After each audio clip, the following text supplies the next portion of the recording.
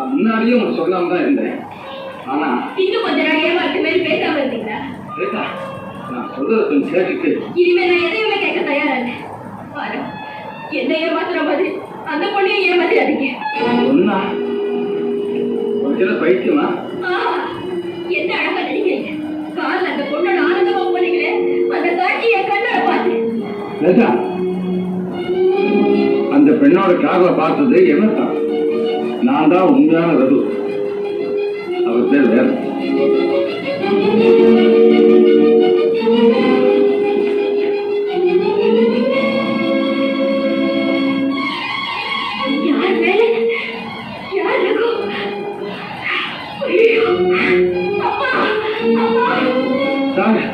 இப்ப என்ன பண்றது? ஏப்பா இப்படி பயப்படுற? நான் இருக்கேன்.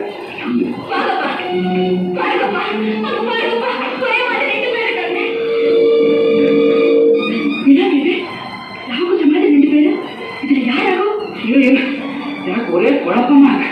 யாருக்கு எந்த குழப்பமும் வேண்டாம். நான் தான் அட்வொகேட் ரகு. அப்போ அவர் பேர் வேற.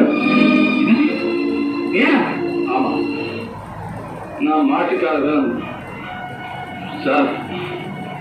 நாகலிங்கம் ஆளை வச்சு என் குடிச்சு குளிச்சுட்டாரு.